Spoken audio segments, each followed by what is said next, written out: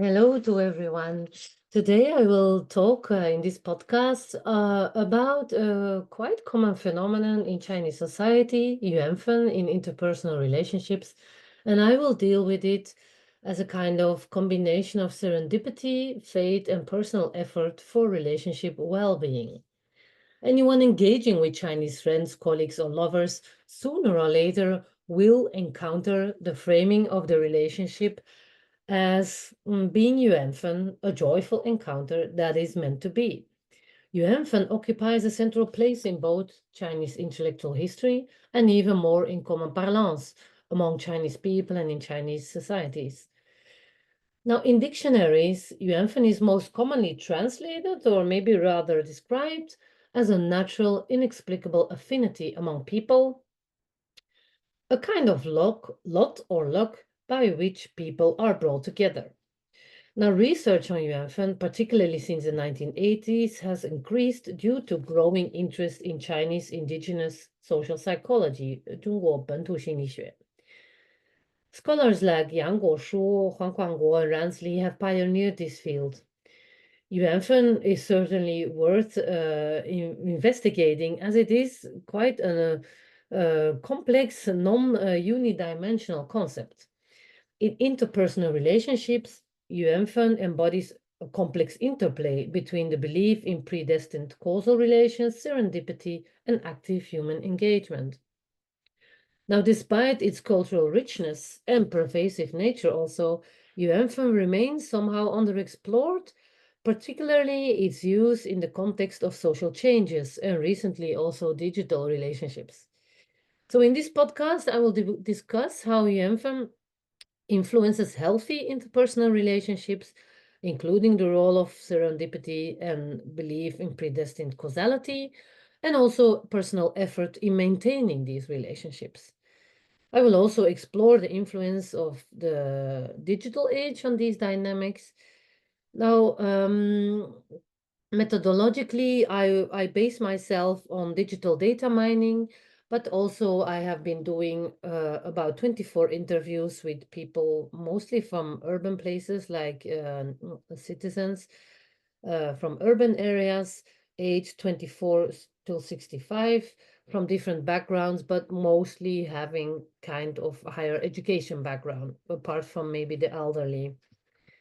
Now, a crucial aspect, if we want to understand Yuanfen, the most crucial aspect in the compound Yuanfen is maybe the role of Fen. Yuanfen combines Yuan, the unpredictable fated cause, yeah, or reason for the relation, with Fen, implying an allocation or portion. Thus, Fen points to the aspect of Yuanfen that determines whether relationships will actually form and last.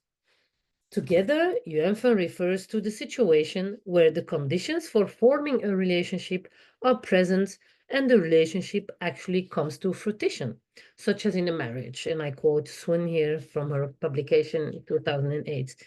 In other words, the compound Yuanfen captures the notion that each fated relationship is allocated a specific portion of affinity. In general, the focus when using Yuanfen is on the positive connotations of chance. Two extremely positive and common phrases in daily parlance illustrate this. Having Yuan, Yo Yuan, and even better, hit it off with someone, To Yuan. These are used without being able to explain the fortunate encounter. Some interviews would refer to the expression, the wonder of Yuan is beyond words. Yuan Miao Bu Ke Yan, emphasizing the ineffable quality of Yuanfen and suggesting that the depth and dynamics of destined relationships transcend verbal explanations. As for the first, Yuanfen is commonly used to describe rather the quality of various kinds of destined affinities between individual and their environment. So it can also, you can have Yuanfen with a book or with a song or with a place, with a job. But in this podcast, I will deal only with interpersonal relationships. And in this positive framing, it contains two attributes, affinity and serendipity. As for the first, interviewees often describe relationship with parents, siblings, or friends, and lovers as having an innate affinity, suggesting that the encounter is meaningful from the start.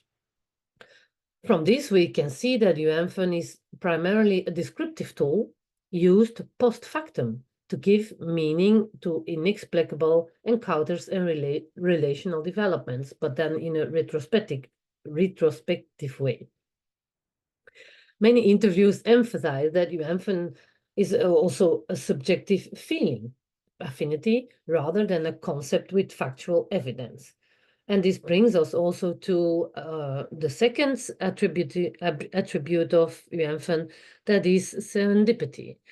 So Yuanfen also encapsulates serendipity, described exactly as a subjectively perceived chance, bringing people together in unexpected ways, fostering relational harmony and understanding. Proverbs like, for instance, if it's meant to be, distance cannot keep people apart. And if there is no Yuan, people won't connect in any way, even when face to face, actually highlight this inherent uncertainty, but also unpredictability of chance Yuan encounters. So the notion of Yuanfen crystallizes both the potential connections into actual encounters and relationships, while also emphasizing the joy of discovering connections that feel meant to be. In daily use, both chance and their serendipity and the meant to be inevitable aspect are prominent and actually hard to separate in Yuanfen. This was expressed by many of my interviewees who played with the Chinese words for serendipity or ranxing, and necessity or inevitably, 必然性, to explain the characteristics of Yuanfen either as a necessary contingency, 必然性的偶然, or as a contingent necessity, 偶然性的必然. This intermingling can be explained by the fact that despite serendipity logically ruling out causation, humans always seek causal explanations for intangible phenomena. Robert Solomon describes this as a narrative necessity, where fate language is used to observe and explain life events seen as essential aspects of a person's life story, suggesting they are meant to be, and also, as I explained, often used retrospectively. Now, two primary accounts do explain the more predestined causality that is often associated with Yuanfen. The first one, there is its Buddhist origins. I will come to that later too. Concepts like Buddhist karma and reincarnation suggest that past actions influence future relationships, and especially the Yuan has a real Buddhist core.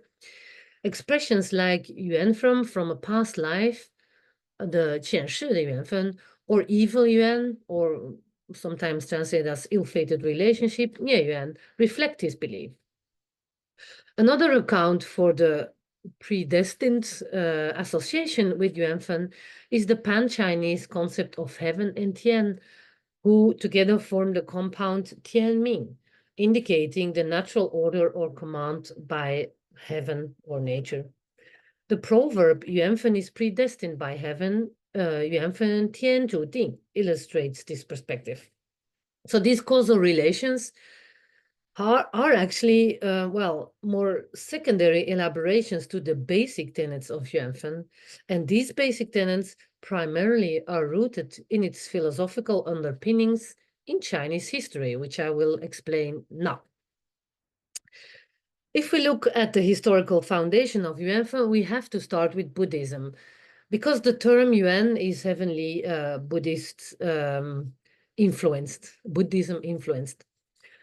The term itself, Yuan, derives from the Buddhist notion of yin yuan, often translated as codependent origination. So when Buddhism was introduced in China, also Buddhist concepts had to be translated to Chinese, in which, for instance, Yin Yuan expresses the Buddhist doctrine of the 12 Nidanas, 12 Yin Yuan. This notion of Yin Yuan posits that all phenomena, arise from a complex web of interdependent causes and conditions. And in this concept, yin is the primary cause, and yuan, or Yuanfen yuan, is the secondary or circumstantial cause. So as for Yuanfen, its Buddhist background simply emphasizes the natural flow of things and serendipity, suggesting that relationships form and fall apart as part of this inexplicable web of codependent causes and conditions. This Buddhist notion of impermanence is central to understanding Yuanfen, as illustrated by phrases like Yuan emerges and Yuan dies out. When Yuan emerges, things come together. When Yuan dies out, things disperse. And also, for instance, the saying Yuanfen is used up, Yuanfen yi. These sayings underscore the transient, conditional nature of relationships, emphasizing that nothing is permanent, including interpersonal relationships. Now, Taoism, with its emphasis on the natural course of things, contributes to this understanding of Yuanfen as serendipitous encounters within the natural order, the Tao, often expressed by interviews as a kind of 顺其自然, so going with the flow. The Taoist attitude towards relationships is articulated in expressions like to follow Yuan, 随缘, suggesting that human bonds form and dissolve naturally without forced intervention. And also the expression 看缘分, we'll see what 缘分 brings, somehow expresses a kind of a Taoist Wu-wei attitude that can be translated as or interpreted as a non-purposeful action or non-action. Yeah? So there's no intervening in social relationships. They happen. This perspective allows for an appreciative, aesthetical approach to all relationships, as transient and beautiful, whatever their outcome. Now, Confucianism introduces the idea of a sympathetic universe with an affective bond of mutual attraction among all things. This cosmology is reflected also in Yuanfen, where an invisible thread, the Yuan is one of the first meanings of Yuan is thread, binds people together according to a heavenly or natural order, the Tianming I talked about before. Confucianism also emphasizes the importance of relationship based on fellowship and affinity, as reflected in the 5 cardinal relationships, the Wulen. But it also frames these bonds or interactions as transactions that are goal-oriented and more particularly harmony-oriented, and where certain rules or role of, let's say a moral code rule. And this also brings along individual responsibilities and active engagement to cultivate and maintain healthy, harmonious relationships. The influence of Buddhism with disregard to the concept of Yuanfen is that it broadens the Confucian conceptual relationship horizon by extending them to all humans and legitimizing also chance meetings between strangers and not only kinship and friends as in the Wulun. Now, how does the concept of Yuanfen contribute to well-being? For this, we have to look at its psychological functions. Generally said, Yuanfen functions as a facilitator or reason for forming, continuing, and nurturing relationships. It encourages an appreciative attitude towards encounters and provides strategies for coping with interpersonal challenges, serving as a psychological buffer and helping people make sense of the beginnings and endings of the relationships. So first of all, recurring to Yuanfen, whether retrospectively or not, offers a meaningful framework to interpreting relational dynamics, promoting acceptance and reducing anxiety in the face of relational changes or misfortune even. Sayings like being destined to have Yuan, but not fated to actually be together, and his or her Yuan has not arrived yet, Yuanfen还没到, are used to console and accept unsatisfactory outcomes. This belief framework helps people cope with relational changes, even if it means passivity in the face of the relationship. For instance, the idea of used up Yuanfen, Yuanfen can be an excuse for not attempting to repair a relationship, attributing the outcome of Yuanfen rather than to personal responsibility. Secondly, Yuanfen also serves as self-protection and relationship protection by avoiding exactly feelings of shame and inadequacy. For example, as one of my interviews mentioned, if a girl is not married by 30, which is considered late, her parents might use the saying, 缘分 is determined by heaven, 缘分天注定, to defend her against judgment by other family members, but also outsiders, neighbors, and so on. Similarly, unsuccessful relationships are attributed to bad yuan rather than personal faults, offering self-defense and social protection. Now, how is this feasible in the contemporary scene? Well, the basic themes of Yuanfen, as delineated above, remain to this day. A qualitative study, for instance, by Yang and Ho already in 1980 among 248 university students in Taiwan found that Yuan and Yuanfen are at least conceived of as four things. Fate or an unexplainable force that can contribute to the formation of interpersonal relationships. Unexplainable coincidence, luck, or opportunity that can contribute to the formation of interpersonal relationships. Or third, the subjective feeling, emotion, or psychic electric sense, so something you can't really explain, that leads to harmonious, congenial, and understanding relationships. And fourth, simply a description, positive description, of harmonious, congenial, and understanding relationships. And we see similar results in other studies trying to understand how Chinese people perceive and interpret Yuanfen. However, modernization and the influence of Western neoliberal ideas on relationship management have also changed assumptions and the so-called beliefs in Yuanfen. First of all, younger people started questioning the causal explanations of Yuanfen. Many of the younger interviewees would indicate that they don't really believe in Yuanfen as something that happens out of the blue.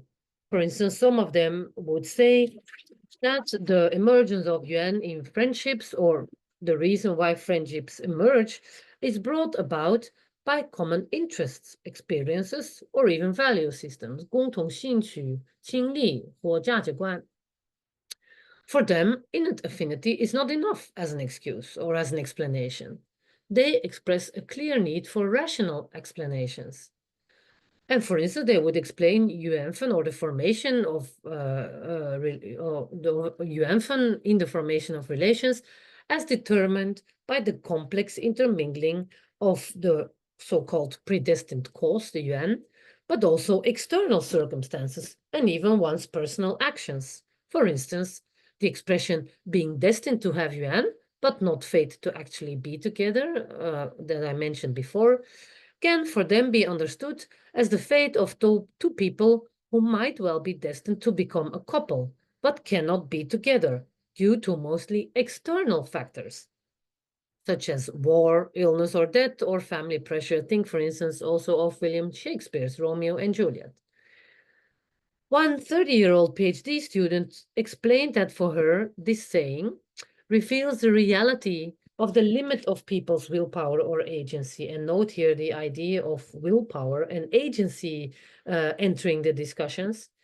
But she critically added to this, I also have suspicion against it, because by abstracting precarity and external forces into Yuanfen, social issues are issued.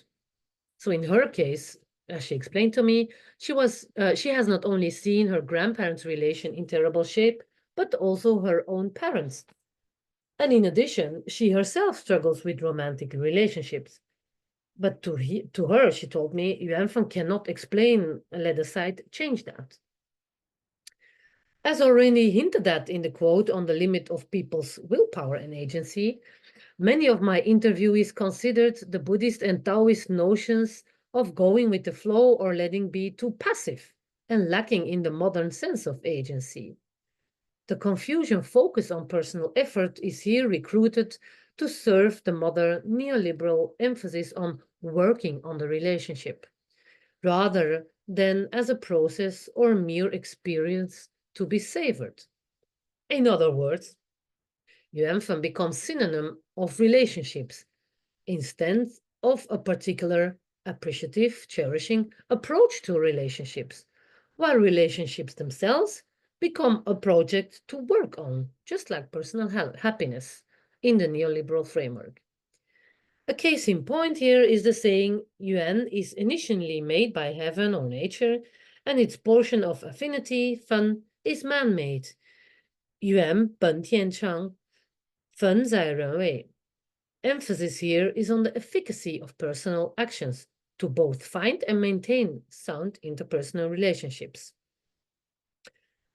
In fact, most of the younger interviewees, like age 25 till 35, attributed much more of successful relationship to personal actions than their parents.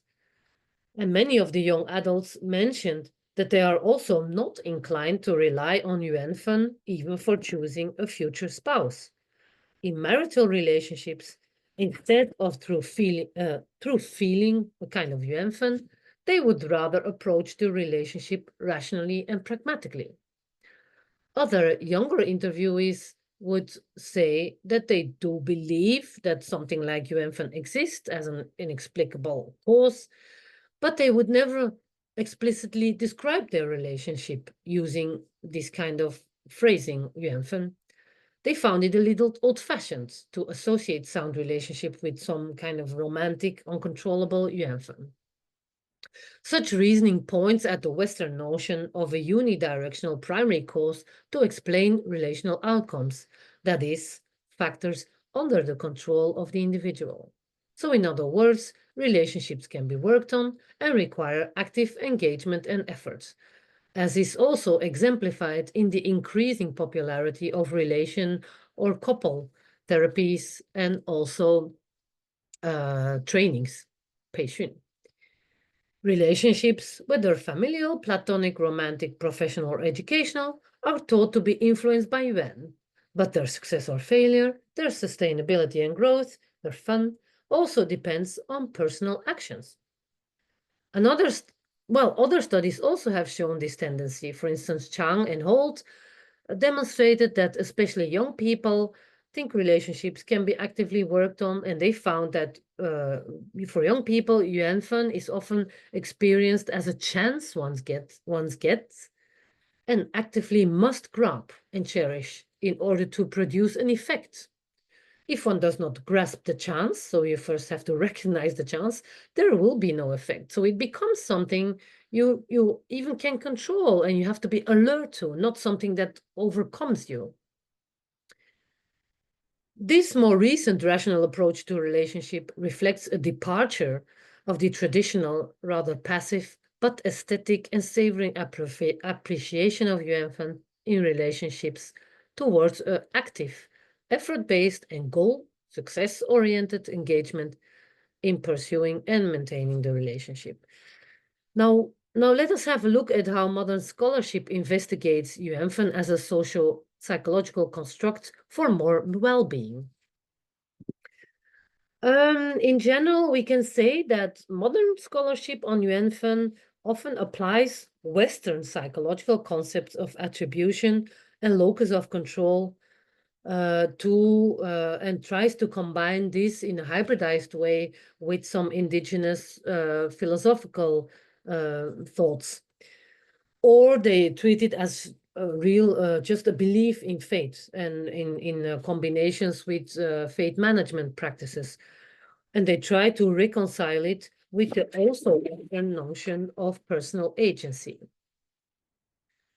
One such a concept that combines these things is fatalistic voluntarism, advanced by Li Peiliang, who describes the notion of Yuanfen as a balancing act between belief in predestination and personal effort and willpower. This concept includes three elements: the acknowledgement of predestination, but also an emphasis on that achievement is possible through personal effort and willpower, and also an encouragement for individuals to transform predestination into motivation for achievement. So it's really about getting a result out of it. It's achievement, success, that counts here through efforts. There are also a few other models that try to combine these elements, these three elements that I mentioned, by referring to, for instance, Buddhism, Thur, and Taoism, Tao, with the Confucian aspects of working on the relationship. For instance, we have the model of Liang et al. That describes the mechanism of Yuanfen and psychological adaptation. And then we also have a more recent model or a model that built on this, also by Liang et al., that explain the functionalism of Yuanfen. What does it do? Yeah, and as a, for instance, protective coping strategy for the self, but also for the relationship, and also as a tool for socializing in a way. Now, this, and we can say what I see in literature on this is that these models show how, despite the increase in more emphasis on personal effort in the relation, as I write here, and less attribution on external causes like serendipity or predestination, a balance of the magic of Yuanfen and personal agency is really needed for self and relationship well-being.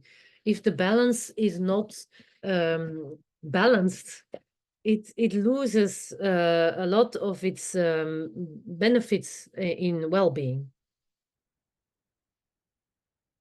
Now, how is that changing in digital times? Well, Yuanfen obviously continues to flourish in modern times, and especially in the digital age.